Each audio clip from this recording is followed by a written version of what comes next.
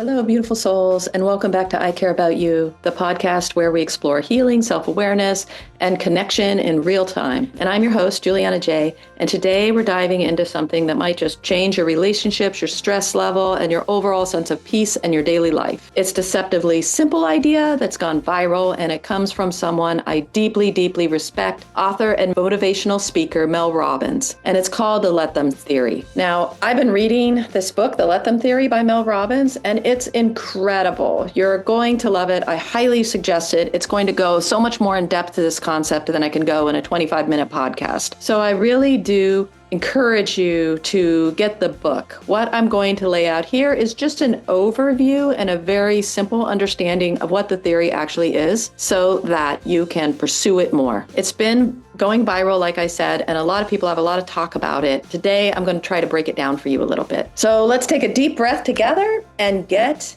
into it. So what is the Let Them Theory? I've been reading Mel Robbins' latest book, and I have to say, it's not just insightful, it's real. Mel blends humor and honesty in a way that makes you feel like you're sitting across from a friend who's been through it and is willing to tell you the truth. Her personal stories bring the Let Them Theory to life. And what I love most is that it's not just about letting others be who they are, but it's also about letting yourself be who you are, which is just so profound when you really think about it. That's not something that you hear very often, or that it's brought to your attention. We're constantly feeling that we need to fit into a box or be something else. I talk about this often on so many of the podcasts. But this book really talks about as you learn to understand that you can't control other people and what they think and do, you can only control yourself, and you allow yourself to disengage from trying to control other people. It's just incredible in so many ways. So let's break it down. There are two key parts to this theory, and I think this is where some people get confused. There's number one, let them judge you, let them walk away, let them be inconsistent or late or forgetful or not who you expected. Let them make their own choices because they will anyway. And when you stop trying to control or correct everyone else, you free up your energy for actually what matters. When you realize you can't control the others and you can only control yourself, you realize that no matter what you do, they're going to do what they're going to do anyway. And if you're paying attention, people will tell you who they really are, and then believe them. If they're really somebody who is going to be super judgy and is going to stab you in the back, that's who they are. Nothing you're going to do is going to change them. Only they have the power to change them. So once you realize and you kind of disconnect yourself from these people or the need to control people who are treating you in ways that you feel are harmful or are hurting you, or things that are happening in life that are hard and you can't control it, once you realize that, you don't have to get so embroiled and enmeshed in it anymore. You can just see it for what it is. But the second part, which is super, super important, is what Mel refers to as let me. Let me stay grounded. Let me honor my needs. Let me say no. Let me walk away. Let me change my mind. Let me simply choose peace over drama. Let me protect my energy without guilt. Without guilt. This is where the real shift happens. When you stop reacting to others and start responding to yourself. It's really simple but powerful invitation to release control, recenter your boundaries, and build a more peaceful and present relationship with yourself and others. Now, it sounds kind of easy in concept, but if you've really spent your life trying to control people, like I try to get things from other people, like respect or kindness. Just the other day, I was walking the dog, and I'm having this hearing problem right now, so I can't hear really. And I was walking the dog on a path for walking, and this woman came up behind me on her bicycle. And I didn't know, I stepped around the dog because the dog was sniffing something and that was in her way. And she got really humpy, like shaking her head at me and, all of that. And then I said to her, she was walking away, I'm sorry, I have a hearing problem. I didn't hear you. And I could have said so many other things, but that's really all I said. And she didn't even turn around or say anything to me. She just kept walking. And I was like, this is ruining my whole day now. This is ruining my whole walk. I'll never. And she went to there was a dragon boat down at the marina that was I think they were trying to get new members. And so they were having an event and she was part of that. She was one of them. And then I thought to myself, I am never going to be that. And those people must be mean. And I just really went on with this narrative that went on forever about just because this one person was unkind. And then I just kind of applied this theory, let her be that way. If that's how she is all the time, what is her life like? It's not a life I want. Let her be that way. It didn't really hurt me. It didn't really do anything other than me feeling like here's another person who can't value me or be kind. And I had to really work to let them go, let it go, let her be like that. And then the real power comes when you're like, let me respond this way, do this, feel this way, retell that story, whatever I need to do. But that's where the real power is. So here's the concept in its simplest form. You cannot control what other people do. You can only control your reaction or response or thoughts or beliefs. Your reaction shapes your reality. Mel gives this really great example in her book about how she saw friends on Facebook who had all gone to a weekend together somewhere, and she wasn't invited. And she goes through the whole gamut of how she feels about it and what she does to work through it. And it's really, really incredible. I don't want to give it away. It's early in the book, but I think it's something that we can all relate to, is seeing something on social media and making up a story about it that tells a negative story about you personally, when you don't even know if that's the truth or not.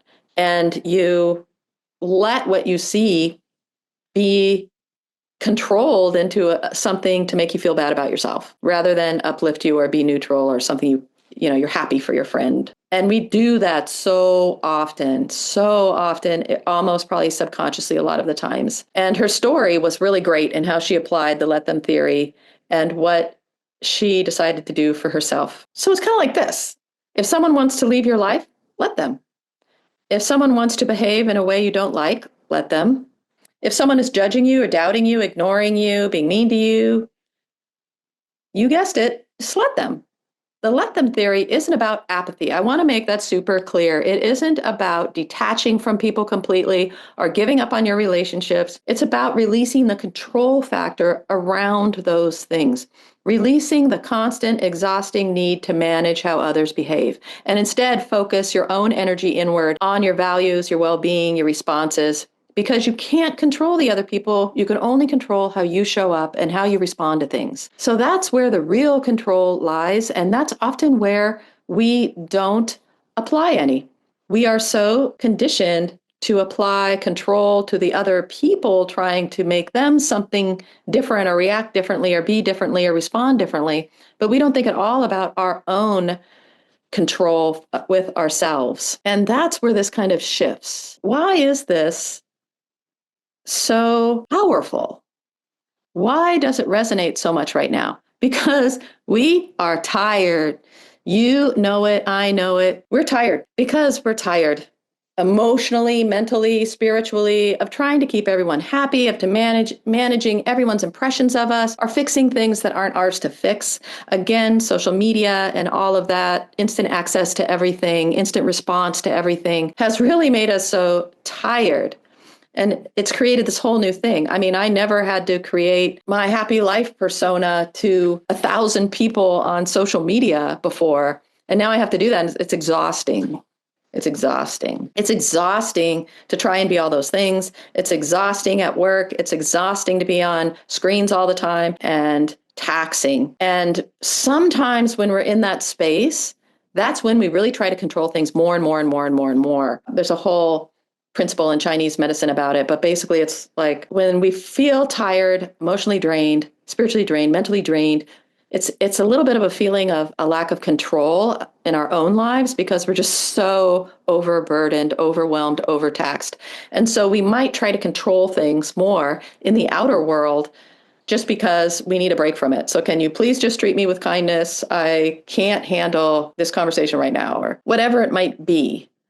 Especially when the world feels a little bit out of control like it does now, when the news is heartbreaking, when relationships are strained, when boundaries get blurred, we crave something grounded that's easy, that we can sit in, that we can be, that is grounding and simple and powerful and we don't have to remember all the steps. It's as simple as let them and then let me. It's easy to work with, and it makes you feel a little bit like things aren't so overwhelming. I guarantee you, if you really put this into practice, you'll realize like, wow, the world's not so overwhelming anymore because you're not spending all this mental energy and emotional energy trying to control everything else. It's really freeing. You'll have a lot more free time, I guarantee. And honestly, It gives you permission to reclaim your own time and peace and energy. You don't have to put so much energy into trying to get people to like you or to keep up everything perfectly.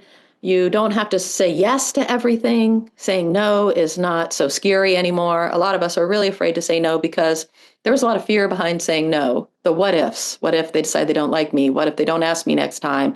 What if they say I'm not a good mom? What if they say I'm not a good worker? All those things. So a big part of this theory is boundaries, not walls, boundaries. So let's talk about boundaries. Because let them doesn't mean you don't care. It just means you're choosing to care for yourself first. Boundaries say, this is what I will accept. This is how I deserve to be treated. This is where I end and someone else begins. It's just really about deciding where you're going to put your energy, what you're going to put your energy in to. And once you realize what you can't control, you have a lot more energy for the things that you can. And when someone crosses those boundaries, instead of spiraling into anxiety, resentment, or people pleasing, which is my go-to, you just take a pause and you let them think, be, or do whatever they're doing. Let them be who they are. And you choose how you respond to that. How are you going to respond to that? If someone's mean to you, you have a plethora of options. Walk away, talk to them about it, walk away and talk to them about it later, yell at them. You have so many different options. Do absolutely nothing, find compassion for them, ask them if they're hurting themselves. So many options, so many options. You can choose distance, you can choose a hard conversation, and you can choose no response, but you get to choose how you're going to respond. And it isn't a response to what they're doing to you, it's a response that you're choosing. You're choosing the response. So what I mean by this kind of sounds a little weird as I'm talking about it. Like, how do people know what I'm actually saying about they get to choose? Let's talk about some examples, some everyday examples. Your friend cancels plans at the last minute. Again, they chronically cancel plans. Instead of trying to convince them to value your time, you just let them. And next time, you don't make plans. I had to do this with somebody who is chronically late and blows me off, and it's a family member. So if something better comes along, then they will most often do that. And then I've planned to do something with them the whole day. So now I don't have plans. And that used to really, really, really piss me off. And then I decided that, I'm always going to get blown off or they're going to be hours and hours late. So when I make plans with them, I'm just going to continue on with my day and not think it's really going to happen. And if it happens, great. And if it doesn't, I haven't set aside all this time and I'm sitting at home all ready to go for hours and hours. I'm not doing that anymore, getting really pissed off. I'm just, okay, we were going to meet at 10. They're not here. It's 10:15. I'm going to go do other things. And then they can catch up with me when they're ready. And that has really taken so much strain off that relationship because I was really feeling like incredibly devalued by that. I was putting all this, like, they don't care about me. They're taking me for granted. I'm not valuable.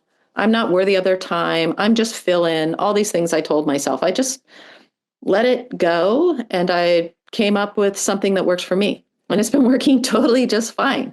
And I don't have as much resentment as I used to have.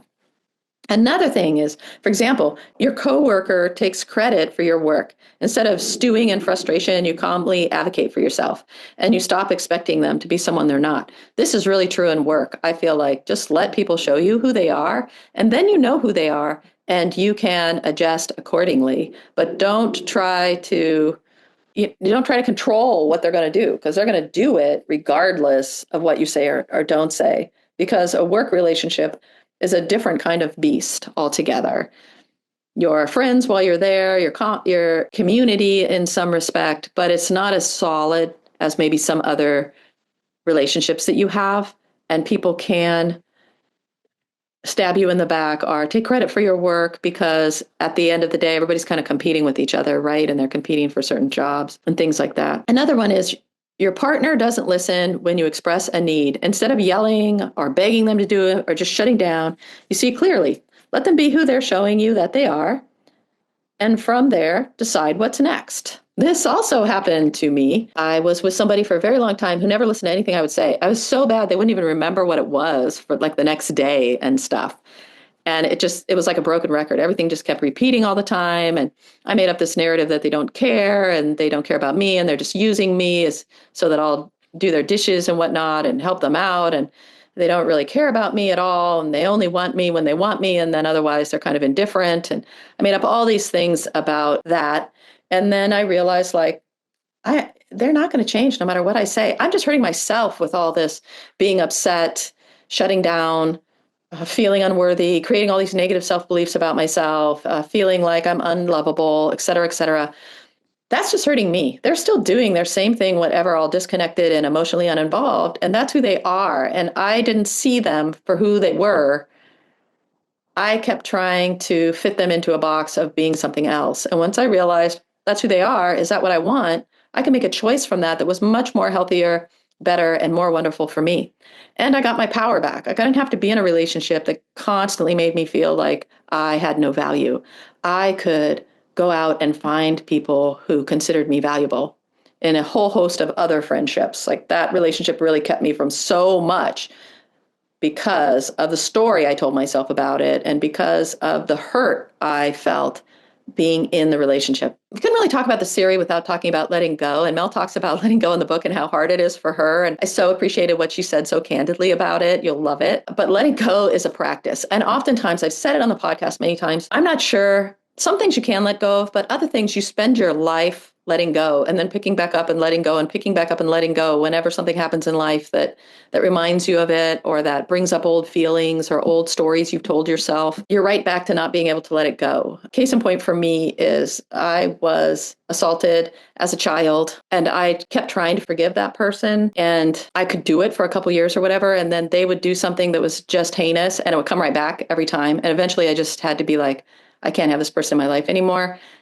It's not only that they did that to me as a child, but they're not a good person. So why do I keep trying to have them in my life? They're better not in my life because they're not going to change. And that was really, really hard, but also beneficial. Of course, letting go isn't easy. Letting go of expectations, control, unhealthy patterns is a daily practice, and it's messy and it's emotional and requires a lot of self-awareness. And it's like up and down, backwards, forwards, around, it's a tangled web.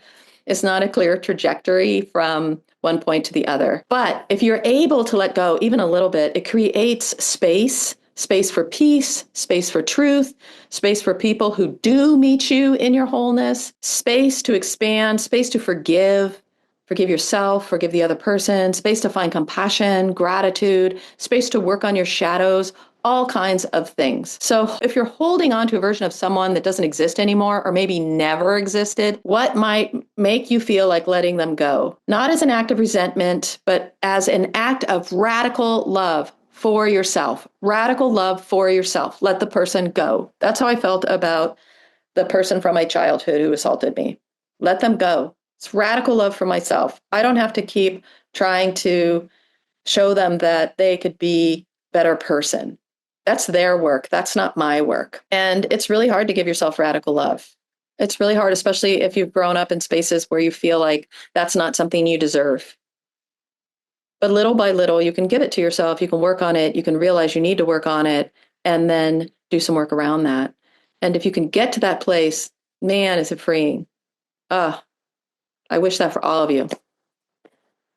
So just in case you're a journaler and someone who likes to take reflections, I'm going to offer a few to you now. Just take a moment to reflect. You might want to grab a journal or just think about it, and I'll give you some space to consider each one. But if you want to write down these prompts that you can go deeper into them, it might be helpful for you, or just think about them on your drive home or whenever. So the first one is, who in your life are you trying to change or control right now?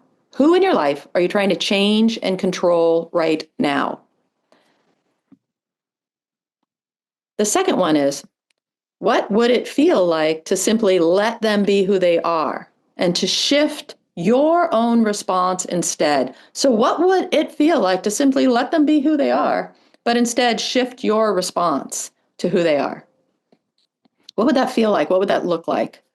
What boundaries have you been afraid to set? Boy, this is so huge. Setting boundaries is really, really hard, and it's hard to maintain them. And if you set boundaries and you do them and they're first time boundaries, you often kind of rewind back, because obviously if you've never had a boundary with somebody and then you put a boundary in, they're not always so happy about that. And then you feel horrible and you take away the boundary, but then you feel horrible that you took a away the boundary because you were not honoring yourself. And it's just a whole thing, right? So what boundaries have you been afraid to set with this person? And what would you fear will happen if you do? Just script it out. What are your fears? And what would you do if that happened? If they yelled at you, what would you do? If they walked away, what would you do? If they said they wanted a divorce, what would you do? Just spend some time being prepared with, if you set a boundary, what could happen? Are they going to yell at you? Are they going to be mad? Are they going to call you a bad mom? Are they going to call you a bad dad? Are they going to call you a bad sister? Or whatever it is, whatever. What are you afraid of that's stopping you from setting those boundaries? And what could a response be if you think that's going to happen?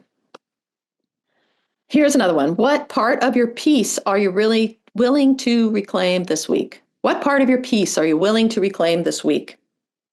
It might be something like, I no longer want to go to this thing I go to every Wednesday nights. I want to take some time off and maybe I'll go back to it.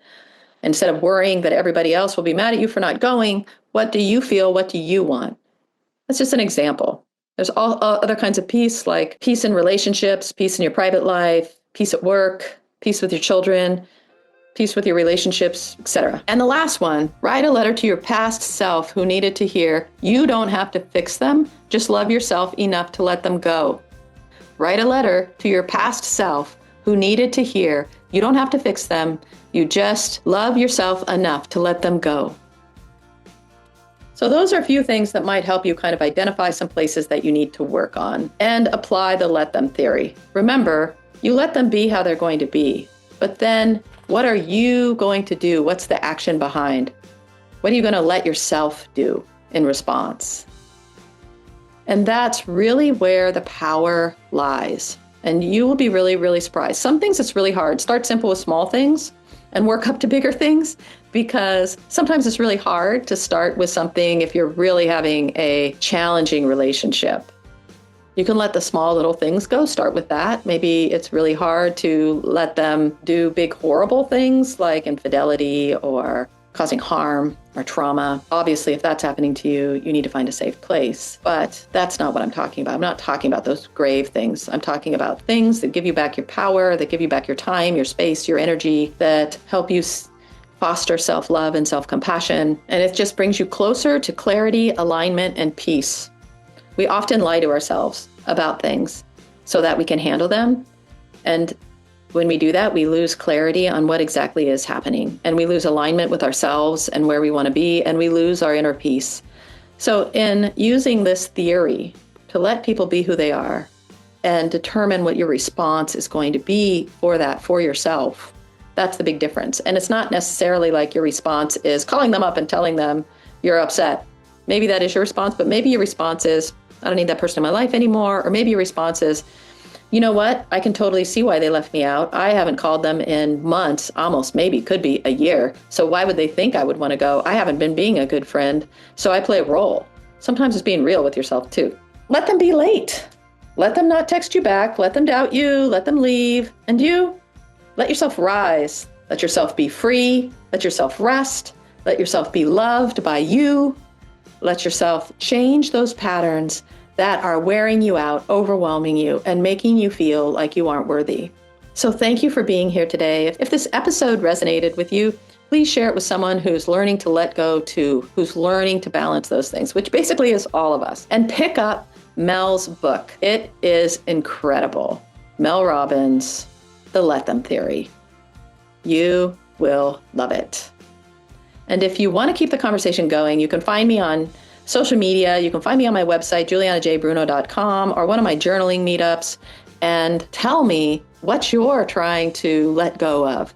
What is your let them story? I'd love to hear it. It really helps others. This is a community here. So if you leave comments, if you're listening or watching on a platform that allows, if you leave comments about what your let them thing was and what you did in response and how you felt about that, it really helps others as they're working through their own life issues. And until next time, my friend, remember that I care about you, know that I love you, and I support you. And I'll see you in the next one. And most importantly, it is okay to let go. It's okay to let them